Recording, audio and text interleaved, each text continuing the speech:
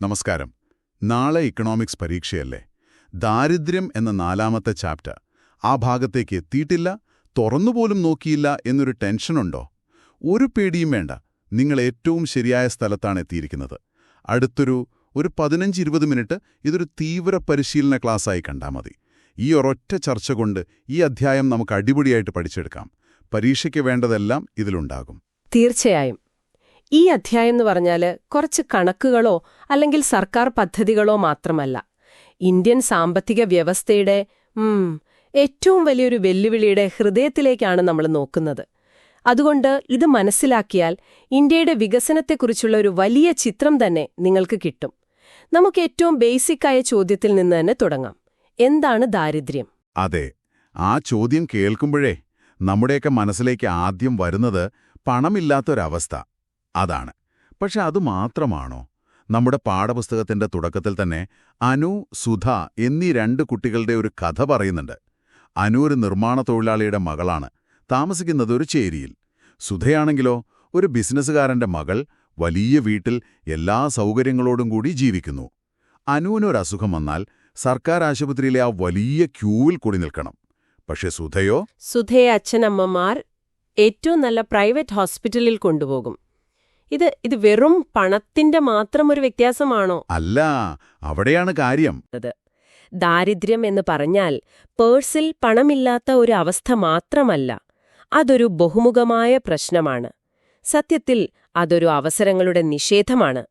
നല്ല വിദ്യാഭ്യാസം കിട്ടാനുള്ള അവസരം, നല്ല ചികിത്സ കിട്ടാനുള്ള അവസരം, എന്തിന് ശുദ്ധമായ വെള്ളം കുടിക്കാനുള്ള അവസരം, സമൂഹത്തിൽ മറ്റുള്ളവരെപ്പോലെ തല ഉയർത്തി നിൽക്കാനുള്ള അവസരം, ഇതെല്ലാം നിഷേധിക്കപ്പെടുന്ന ഒരവസ്ഥയാണ് ദാരിദ്ര്യം.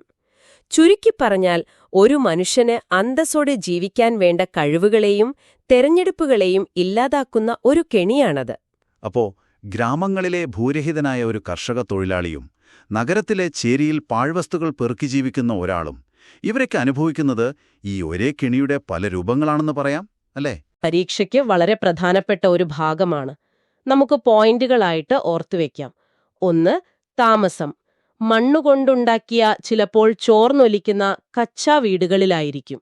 പിന്നെ സ്വന്തമായി ഭൂമിയോ കാര്യമായ ആസ്തികളോ ഒന്നും ഉണ്ടാവില്ല. ദിവസത്തിൽ 2 നേരം പോലും വയറ് നിറയെ ആഹാരം കഴിക്കാൻ സാധിക്കാത്ത അവസ്ഥ. അതുകൊണ്ട് തന്നെ പട്ടിണിയും പോഷകാഹാരക്കുറവും സാധാരണമായിരിക്കും. അതെ. പിന്നെ വിദ്യാഭ്യാസത്തിന്റെ കാര്യം. അതില്ലാത്തതുകൊണ്ട് സ്ഥിരമായൊരു ജോലി കിട്ടാനുള്ള സാധ്യതയുമില്ല. കിട്ടുന്നതോ വല്ല ദിവസക്കൂലിക്ക് ചെയ്യുന്ന താൽക്കാലിക ജോലികളായിരിക്കും. അതെ, അത് അവരെ സ്വാഭാവികമായും ഒരു കടക്കെണിയിലേക്ക് തള്ളിവിടും. പെട്ടെന്നൊരു അസുഖം വന്നാലോ ഒരു കല്യാണം നടത്തണമെങ്കിലോ അവർക്ക് ആശ്രയിക്കാൻ കൊള്ളപ്പലിശക്കാർ മാത്രമേ ഉണ്ടാവൂ. ആ കടം വീട്ടാൻ പിന്നെയും കടം വാങ്ങുന്നു. അതൊരു അവസാനമില്ലാത്ത വലയം പോലെയായി മാറും. ഇതിനെല്ലാം പുറമെയാണ് ദരിദ്ര കുടുംബങ്ങളിലെ സ്ത്രീകൾ അനുഭവിക്കുന്ന ലിംഗവിവേചനം.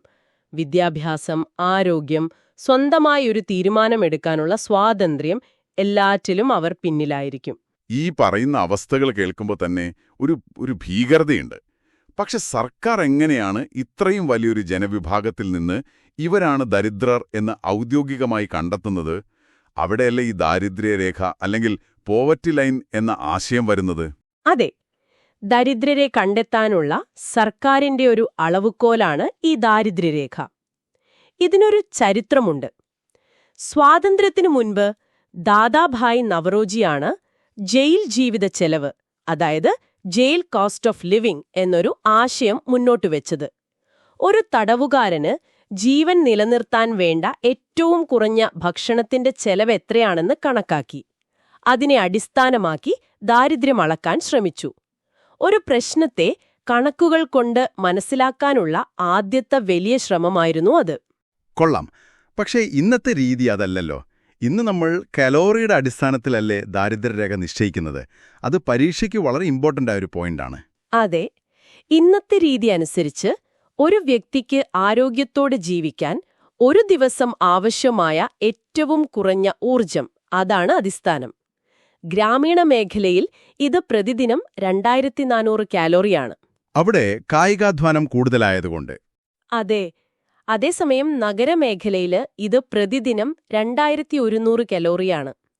ഈ കാലോറി ലഭിക്കാൻ ആവശ്യമായ ഭക്ഷണം വാങ്ങാൻ ഒരു മാസം എത്ര രൂപ ചെലവാകുമെന്ന് സർക്കാർ കണക്കാക്കുന്നു. ആ തുകയാണ് ദാരിദ്ര്യരേഖ. ഓക്കെ, അപ്പോൾ അതൊരു നിശ്ചിത വരുമാനത്തിന്റെ കണക്കാണ്.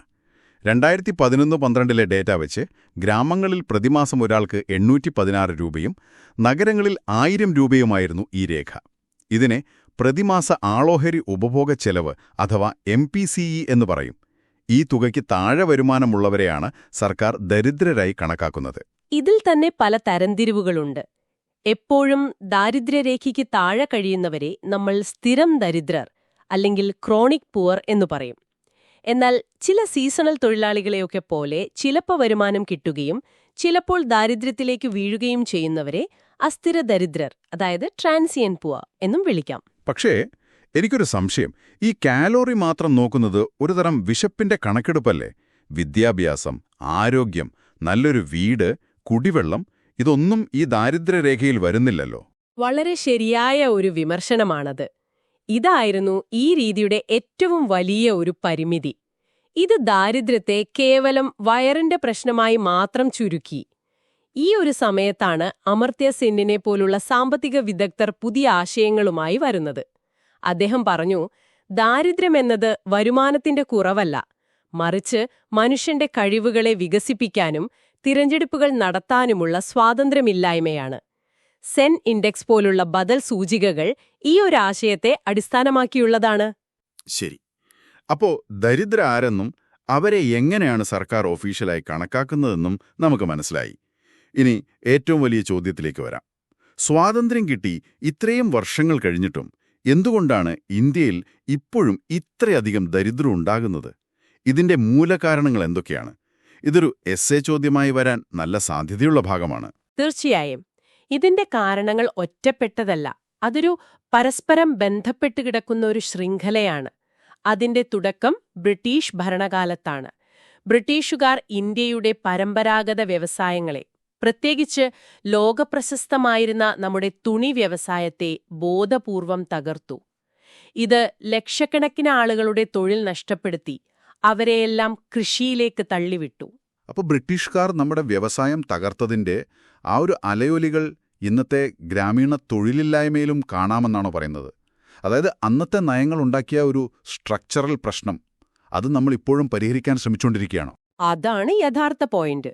അതൊരു ചരിത്ര വസ്തുത മാത്രമല്ല, ഇന്നും നമ്മൾ അനുഭവിച്ചുകൊണ്ടിരിക്കുന്ന ഒരു യാഥാർത്ഥ്യമാണ്.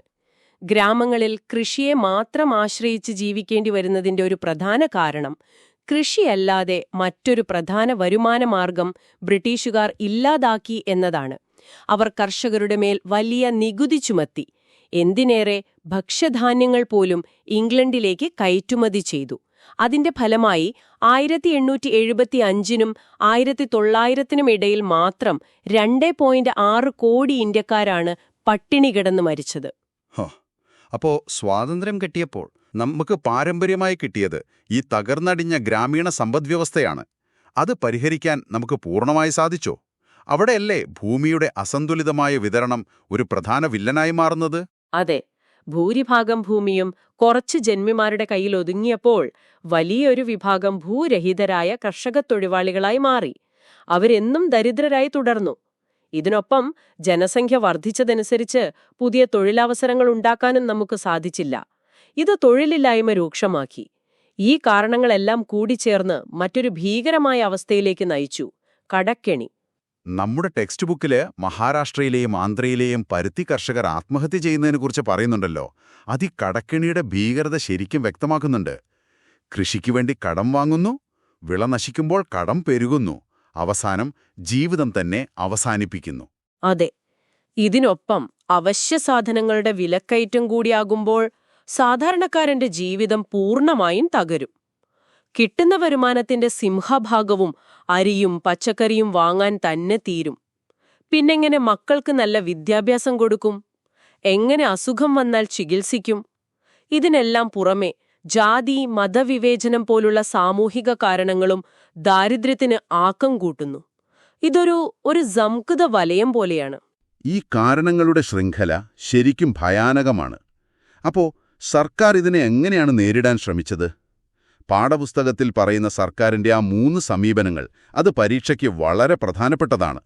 നമുക്കതൊന്ന് വിശദമായി നോക്കിയാലോ? തീർച്ചയായും. ആദ്യത്തെ സമീപനം വളർച്ചാധിഷ്ഠിത സമീപനം അഥവാ ഗ്രോത്ത് ഓറിയന്റഡ് അപ്രോച്ച് ആയിരുന്നു. അതായത് രാജ്യത്തിന്റെ മൊത്തത്തിലുള്ള സാമ്പത്തിക വളർച്ച GDP കൂടുമ്പോൾ ആ വളർച്ചയുടെ ഗുണഫലങ്ങൾ ഒരു വലിയ ടാങ്കിൽ നിന്ന് വെള്ളം കിനിഞ്ഞിറങ്ങുന്നതുപോലെ ട്രിക്കിൾ ഡൗൺ എഫക്റ്റ് എന്ന് പറയും. അങ്ങനെ തുള്ളിതുള്ളിയായി താഴെത്തട്ടിലുള്ള പാവപ്പെട്ടവരിലേക്കും എത്തുമെന്നായിരുന്നു പ്രതീക്ഷ. പക്ഷെ ആ പൈപ്പ് ഓട്ടയായിരുന്നു എന്ന് പറയാം, അല്ലേ? അല്ലെങ്കിൽ താഴെ വെള്ളം പിടിക്കാൻ ഒരു പാത്രം പോലും പാവപ്പെട്ടവരുടെ കയ്യിലില്ലായിരുന്നു. ഭൂമിയോ വിദ്യാഭ്യാസമോ ഇല്ലാത്ത അവർക്ക് ആ വളർച്ചയിൽ എങ്ങനെ പങ്കാളികളാകാൻ പറ്റും? പണക്കാർ കൂടുതൽ പണക്കാരും പാവപ്പെട്ടവർ അവിടെ തന്നെയും നിന്നു. കൃത്യം. ആ ആശയം ഒരു പരാജയമായപ്പോഴാണ് സർക്കാർ രണ്ടാമത്തെ സമീപനത്തിലേക്ക് തിരിഞ്ഞത്. ദരിദ്രരെ നേരിട്ട് ലക്ഷ്യം വെച്ചുള്ള പ്രത്യേക പദ്ധതികൾ, അതായത് സ്പെസിഫിക് പോവേർട്ടി അലീവിയേഷൻ പ്രോഗ്രാംസ്. ഇതിനെ നമുക്ക് രണ്ടായി തിരിക്കാം. ഒന്ന്, ആളുകൾക്ക് സ്വന്തമായി ചെറിയ സംരംഭങ്ങൾ തുടങ്ങാൻ സാമ്പത്തിക സഹായം നൽകുന്ന സ്വയം തൊഴിൽ പദ്ധതികൾ, SGSY പോലുള്ളവ. ഇന്നിത് കൂടുതലും സ്വയം സഹായ സംഘങ്ങൾ SHGs വഴിയാണ് നടപ്പാക്കുന്നത്. രണ്ടാമത്തേത് വേതനത്തൊഴിൽ പദ്ധതികൾ. ഇതിലേറ്റവും പ്രധാനപ്പെട്ടതും പരീക്ഷയ്ക്ക് ഉറപ്പായും ചോദിക്കാൻ സാധ്യതയുള്ളതുമായ ഒന്നാണ് മഹാത്മാഗാന്ധി ദേശീയ ഗ്രാമീണ തൊഴിലുറപ്പ് പദ്ധതി MGNREGA. 2005 പാർലമെന്റ് പാസാക്കിയ ഈ നിയമം ഒരു വിപ്ലവകരമായ മാറ്റം തന്നെയായിരുന്നു, അല്ലേ? എന്തുകൊണ്ടാണ് അത് ഇത്ര പ്രാധാന്യമുള്ളതാകുന്നത്? കാരണം അതൊരു ദാനമായിരുന്നില്ല, മറിച്ച് അതൊരു അവകാശമായിരുന്നു. ഗ്രാമീണ മേഖലയിലെ ഓരോ കുടുംബത്തിനും വർഷത്തിൽ 100 ദിവസമെങ്കിലും തൊഴിൽ നൽകാൻ സർക്കാർ നിയമപരമായി ബാധ്യസ്ഥരായി. ഇത് ഗ്രാമീണ മേഖലയിലെ കൂലി വർദ്ധിപ്പിക്കാനും മറ്റു ജോലികളില്ലാത്ത സമയത്ത് പാവപ്പെട്ടവർക്ക് ഒരു വരുമാന സുരക്ഷ നൽകാനും ഒരുപാട് സഹായിച്ചു. നമ്മൾ ആദ്യം പറഞ്ഞ അനുവിന്റെ അച്ഛനെ പോലുള്ള ഒരാൾക്ക് മറ്റു പണികളൊന്നും ഇല്ലാത്ത സമയത്ത് സർക്കാരിനോട് എനിക്ക് ജോലി തരൂ എന്ന അവകാശത്തോടെ പറയാൻ സാധിക്കുന്നു. അത് ചെറിയ കാര്യമല്ല. ശരി. ഇനി മൂന്നാമത്തെ സമീപനം, അത് അടിസ്ഥാന സൗകര്യങ്ങൾ ഉറപ്പാക്കലാണ്. Providing minimum basic needs. വരുമാനം മാത്രം ഉണ്ടായാൽ പോരല്ലോ. നല്ല ജീവിതത്തിന് നല്ല ഭക്ഷണം, ആരോഗ്യം, വീട്, റോഡ്, ഇതൊക്കെ വേണ്ടേ? അതെ. റേഷൻ കടകൾ വഴിയുള്ള പൊതുവിതരണ സമ്പ്രദായം, അതായത് PDS, സ്കൂളുകളിലെ ഉച്ചഭക്ഷണ പദ്ധതി, കുട്ടികളുടെ പോഷകാഹാരക്കുറവ് പരിഹരിക്കാനുള്ള ICDS പദ്ധതികൾ, ഗ്രാമങ്ങളിൽ റോഡുകൾ നിർമ്മിക്കുന്ന പ്രധാനമന്ത്രി ഗ്രാം സഡക് യോജന, വീടുകൾ നിർമ്മിക്കാൻ സഹായിക്കുന്ന ആവാസ് യോജന, എല്ലാവർക്കും ബാങ്ക് അക്കൗണ്ട് നൽകുന്ന ജൻധൻ യോജന, ഇവയെല്ലാം ഈ മൂന്നാമത്തെ സമീപനത്തിന്റെ ഭാഗമാണ്. ഈ പദ്ധതികളെല്ലാം കേൾക്കാൻ നല്ലതാണ്, ലക്ഷ്യങ്ങളും മഹത്തരമാണ്. പക്ഷെ പ്രായോഗിക തലത്തിൽ ഇതിന്റെ അവസ്ഥ എന്താണ്? പാഠപുസ്തകത്തിലെ ആ രാംദാസ് കോർവയുടെ കഥ ഓർമ്മ വരുന്നു. അദ്ദേഹത്തിന് കുടിവെള്ളത്തിനായൊരു കിണർ വേണമായിരുന്നു. പക്ഷെ ഉദ്യോഗസ്ഥർ അദ്ദേഹത്തിന്റെ പേരിൽ ആർക്കും വേണ്ടാത്ത ഒരു റോഡ് പണിതു. ഇതൊരു ഒറ്റപ്പെട്ട സംഭവമാണോ, അതോ നമ്മുടെ സിസ്റ്റത്തിന്റെ തന്നെ ഒരു പ്രശ്നമാണോ? അതൊരു സിസ്റ്റത്തിന്റെ തന്നെ പ്രശ്നമാണ്. അതാണ് ഈ പദ്ധതികളുടെ വിമർശനാത്മക വിലയിരുത്തലിൽ നമ്മൾ മനസ്സിലാക്കേണ്ടത്. നേട്ടങ്ങൾ തീർച്ചയായും ഉണ്ട്. ഇന്ത്യയിലെ ദാരിദ്ര്യം ഗണ്യമായി കുറഞ്ഞിട്ടുണ്ട്. പക്ഷേ പോരായ്മകളും ധാരാളമാണ്. ഏറ്റവും വലിയ പ്രശ്നം അഴിമതിയും കെടുകാര്യസ്ഥതയുമാണ്. പദ്ധതികൾക്കായി അനുവദിക്കുന്ന പണം പൂർണ്ണമായി ഗുണഭോക്താക്കളിൽ എത്തുന്നില്ല. പലപ്പോഴും ആർക്കാണോ സഹായം ഏറ്റവും ആവശ്യം അവർക്ക് കിട്ടുന്നില്ല. ഗുണഭോക്താക്കളുടെ യഥാർത്ഥ ആവശ്യങ്ങൾ മനസ്സിലാക്കാതെ, അവരെ പദ്ധതികളുടെ നടത്തിപ്പിൽ പങ്കാളികളാക്കാതെ ഉദ്യോഗസ്ഥർ മുകളിൽ നിന്ന് തീരുമാനങ്ങൾ അടിച്ചേൽപ്പിക്കുന്നു. രാംദാസ് കോർവയുടെ അനുഭവം അതിന്റെ ഏറ്റവും മികച്ച ഉദാഹരണമാണ്. അപ്പോ ദരിദ്രരുടെ സജീവമായ പങ്കാളിത്തമില്ലാതെ ഒരു ദാരിദ്ര്യ നിർമ്മാർജ്ജന പദ്ധതിയും പൂർണ്ണമായി വിജയിക്കില്ല. അതാണ് ഇതിൽ നിന്നും പഠിക്കേണ്ട ഏറ്റവും വലിയ പാഠം. തീർച്ചയായും. ഓക്കെ, അപ്പോൾ ഈ അധ്യായത്തിലെ പ്രധാനപ്പെട്ട എല്ലാ ആശയങ്ങളും നമ്മൾ ചർച്ച ചെയ്തു. പരീക്ഷയ്ക്ക് വേണ്ടി ഓർത്തിരിക്കേണ്ട ഏറ്റവും പ്രധാനപ്പെട്ട കാര്യങ്ങൾ നമുക്കൊന്നുകൂടി ഒന്ന് ഉറപ്പിക്കാം. ഒന്ന്, ദാരിദ്ര്യമെന്നത് പണത്തിന്റെ കുറവ് മാത്രമല്ല, അവസരങ്ങളുടെ നിഷേധം കൂടിയാണ്. 2, ദാരിദ്ര്യരേഖ. കലോറിയുടെ അടിസ്ഥാനത്തിൽ ഗ്രാമം 2400, നഗരം 2100, പിന്നെ പണത്തിന്റെ രൂപത്തിൽ, അതായത് MPCE. 3, ദാരിദ്ര്യത്തിന്റെ കാരണങ്ങൾ ഒരു ശൃംഖലയാണ്. ബ്രിട്ടീഷ് ഭരണം, അസമത്വം, തൊഴിലില്ലായ്മ, പിന്നെ കടക്കണി.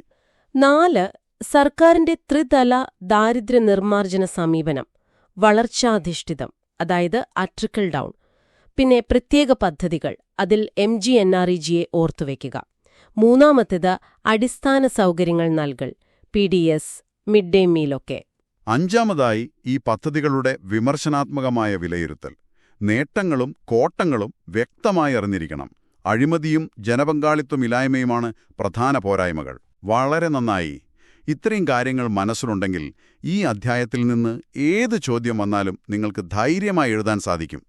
അവസാനമായി ഒരു ചിന്ത മാത്രം. നമ്മൾ ഈ ചർച്ചയിലുടനീളം ഉപയോഗിച്ച കണക്കുകളും പദ്ധതികളും എല്ലാം പ്രധാനമാണ്.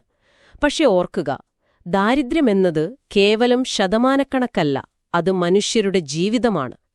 സാമ്പത്തിക വളർച്ച മാത്രം ലക്ഷ്യം വെക്കുന്നതിനു പകരം സമൂഹത്തിലെ ഓരോ വ്യക്തിക്കും അവരുടെ കഴിവുകൾ പൂർണ്ണമായി വികസിപ്പിക്കാനും സ്വന്തം ജീവിതത്തെക്കുറിച്ച് തിരഞ്ഞെടുപ്പുകൾ നടത്താനുമുള്ള സ്വാതന്ത്ര്യം ഉറപ്പാക്കുമ്പോഴാണ് യഥാർത്ഥ വികസനമുണ്ടാകുന്നത്. നമ്മൾ ആദ്യം പറഞ്ഞ അനുവിന് ഒരു ഡോക്ടറാകാനോ സുധയ്ക്ക് ഒരു സാമൂഹിക പ്രവർത്തകയാകാനോ ഉള്ള സ്വാതന്ത്ര്യം ഒരുപോലെ ലഭിക്കുമ്പോഴാണ് നമ്മൾ ഈ പോരാട്ടത്തിൽ യഥാർത്ഥത്തിൽ വിജയിക്കുന്നത്. നാളത്തെ പരീക്ഷയ്ക്ക് ഞങ്ങളുടെ എല്ലാവിധ ആശംസകളും. ഈ ചർച്ച നിങ്ങൾക്ക് ഒരുപാട് ഉപകാരപ്പെടുമെന്ന് വിശ്വസിക്കുന്നു. നന്നായി എഴുതുക. വിജയാശംസകൾ.